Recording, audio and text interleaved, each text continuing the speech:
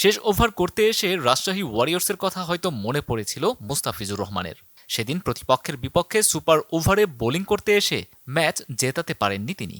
আজ ঢাকা ক্যাপিটালসের বিপক্ষে তাই হয়তো পণ করেছিলেন রংপুরকে জয় এনে দিতেই হবে, আর সেটা করেও দিলেন মুস্তাফিজ। 6 বলে 10 রানের সমীকরণের জাদু দেখিয়েছেন তিনি। বাঁহাতি পেসারের স্লোয়ার, কাটার ও ইয়র্কারে বিভ্রান্ত হয়ে মাত্র 4 রান নিতে সক্ষম হয়েছে মোহাম্মদ মিঠুন ও সাব্বির রহমান।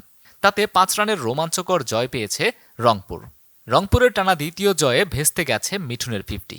সর্বশেষ 2 ম্যাচে জয় না পাওয়া ঢাকার মুখে আজ হাসি এনে দেওয়ার দ্বারপ্রান্তে ছিলেন তিনি। কিন্তু শেষটা মেলাতে পারলেন না 56 রানে অপরাজিত থাকা ঢাকার এই অধিনায়ক। অথচ রান তাড়ার শুরু থেকেই ম্যাচটা তাদের হাতেই ছিল।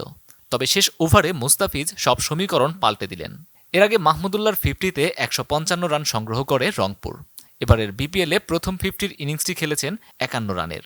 তার 7টি 4-এর ইনিংসের বিপরীতে শেষ দিকে 38 রানের ঝোড়ো ইনিংসে 150 সংগ্রহ এনে দেন খুশদিল শাহ। 180.95 স্ট্রাইক রেটে ইনিংসে 4-4-এর বিপরীতে 2টি ছক্কা হাঁকিয়েছেন পাকিস্তানের এই অলরাউন্ডার।